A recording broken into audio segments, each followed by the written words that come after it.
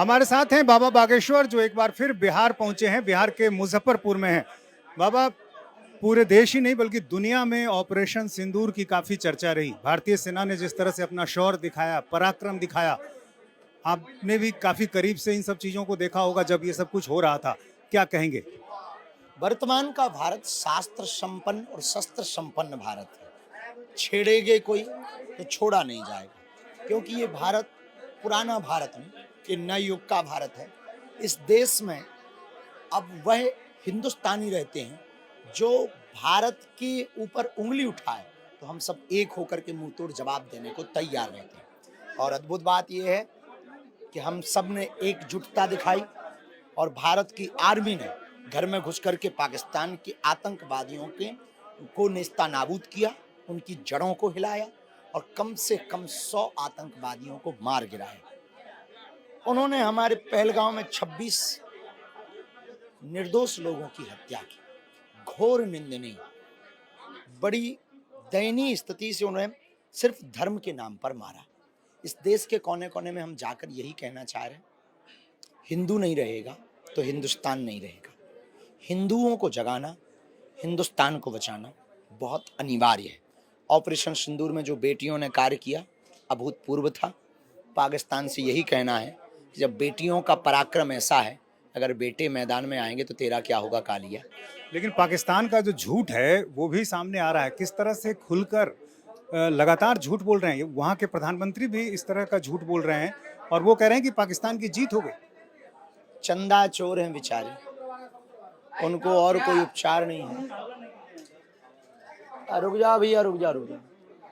चंदा चोर हैं बेचारे और खिसियानी बिल्ली खंबा नोचे जैसा हाल है। अब उनके पास इसके अलावा कुछ बचा भी नहीं। तो अपने पाकिस्तानी लोगों को कुछ ना कुछ तो उन्हें बताना है ताकि जनता का मन बहलाए रहे, वरना कल के दिन पाकिस्तान के लोग ये मांग कर देंगे कि हमें भारत में मिला। लेकिन इसको लेकर अब सियासत भी हो रही है। पूरी दुनिया भले ही मान रही है कि ऑपरेशन सिंदूर कामयाब रहा, भारतीय सेना ने पराक्रम दिखाया, लेकिन कई राजनेता इस पर सवाल भी खड़े कर रहे हैं। अब राहुल गांधी ने कहा कि भाई कितने एयरक्राफ्ट हमारे गिरे ये भी बताओ। कोई दूसरा नेता ये भी कह रहा है कि सीज फायर की जरूरत नहीं थी। कोई कह रहा है कि सिंदूर से सौदा किया गया। नहीं, उन्होंने यथा जो किया है उसका तथा जवाब हम लोगों ने दिया। राजनीति अपनी जगह है, राष्ट्रनीति अपनी जगह है। हम इतना ही कहना चाहेंगे सभी नेताओं से, राजनीति के चक्कर में हमारी राष्ट्र की नीति पर कोई उंगली ना उठे, इसका ख्याल रखें। और पूरी दुनिया ने देखा भारत के पराक्रम को, ऑपरेशन सिंदूर को, ऑपरेशन सिंदूर की ताकत को।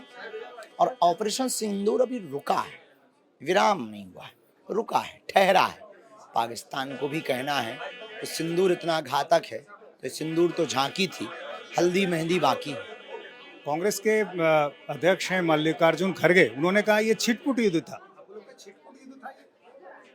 युद्ध से किसी भी देश का भला भी नहीं हो सकता। युद्ध देश को पीछे ले जाता।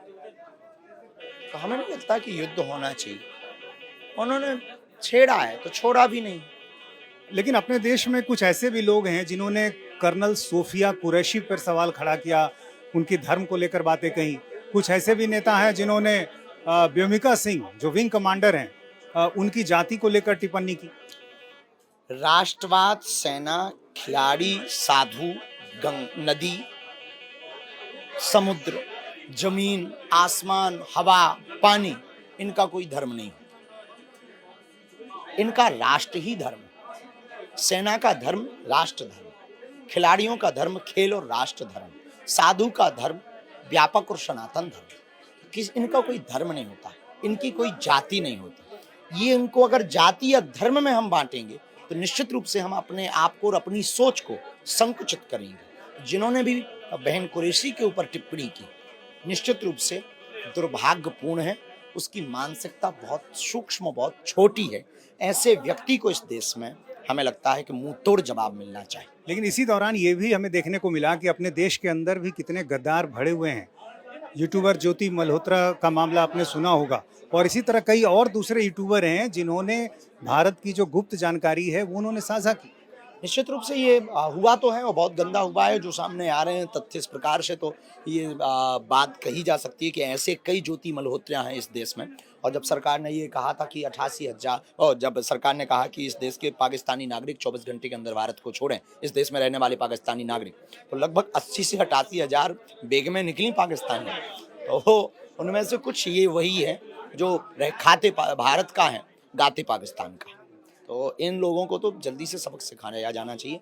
दंडात्मक कार्रवाई भले ही जल्दी हो, बहुत तीक्ष्ण हो, तो इस पर रोक लगाई जा सकती है। आपको लगता है 3 महीने में भारत जो क्रिकेट में काफ़ी बढ़ चढ़ कर भाग लेता है, एशिया कप होने वाला है, आपको लगता है कि भारत को एशिया कप से भी हट जाना चाहिए क्योंकि उसका जो उसका आयोजन कर रहे हैं वो पाकिस्तान से जुड़े मंत्री हैं जो उसके अध्यक्ष हैं? खेल पर हम तो नहीं कह सकते, ऐसी कोई टिप्पणी विशेष नहीं कर सकते। बीसीसीआई का अपना निर्णय होगा, भारत का अपना निर्णय होगा, खेल जगत का एक अपना निर्णय होगा। ऐसा किया जाना हमें नहीं लगता कि किया जाना चाहिए, क्योंकि एशिया कप में केवल पाकिस्तान नहीं और भी देश। Thank you. एक ऑपरेशन सिंदूर से हटकर सवाल, चूंकि आप हिंदुत्व की बात लगातार कहते हैं, लेकिन अभी हाल ही में केंद्र सरकार ने जातीय गणना का फैसला कराया। राहुल गांधी की मांग थी, कई दूसरे नेताओं की मांग थी। तो आपको लगता है कि जिस हिंदुत्व की आप बात कहते हैं, आप कहते हैं कि जाति छोड़ो हिंदुत्व की बात करो, तो उसको एक झटका लगा इस हम इस देश को कास्टवाद से राष्ट्रवाद के ऊपर ले जाना चाहते हैं। अपनी अपनी विचारधारा, अपनी अपनी सोच, राजनीतिक अपने फंडामेंटल होते हैं और कई प्रदेशों में हो भी चुकी है जातिगत जनगणना, कई प्रदेशों में हो भी चुकी है और बची कुची अगर हो भी जाए तो वो अपने अपने विषय हैं। हम इतना जानते हैं कि इस देश का भला जातिगत जनगणना से नहीं होना, और जातियां अगर बनानी ही है तो 2 बनाई जाएं, एक अमीर की जाति, एक गरीब की जाति, ताकि गरीब का भला हो सके। और जातिगत जनगणना इस देश में निश्चित रूप से गृह युद्ध की ओर ले जाना। आपको लगता है नुकसान होगा? नुकसान ही होगा। हम संकुचित क्यों बांटें? हम कास्टवाद में क्यों बांटें? राष्ट्रवाद में क्यों ना रखें? राष्ट्रवाद सर्वोपरि है, तिरंगा सर्वोपरि है या व्यक्ति सर्वोपरि है? व्यक्ति का व्यक्तित्व सर्वोपरि है या राष्ट्र सर्वोपरि है? ये बहुत महत्वपूर्ण है, सोचने योग्य। व्यक्ति से ज्यादा पहले राष्ट्र जरूरी है, व्यक्तित्व से ज्यादा पहले राष्ट्र जरूरी है। अपने निजी झंडे से ज्यादा, पार्टियों के झंडे से ज्यादा तिरंगा की शान, आन बान शान जरूरी है। तो हमें नहीं लगता कि ये बहुत आवश्यक है, और हो भी रहा है तो बहुत बुरा भी नहीं है। ये अपनी अपनी जगह, अपनी अपनी सोच, अपनी अपनी विचारधारा। तो हमें लगता है कि देश जगा हुआ है, देश के लोग जगे हुए हैं। अब इनको कास्टवाद में ना पढ़ करके राष्ट्रवाद में पढ़ना चाहिए। Thank you. तो ये थे बाबा बागेश्वर। कैमरामैन विनोद कुमार के साथ नीतीश चंद्र, इंडिया टीवी, मुजफ्फरपुर।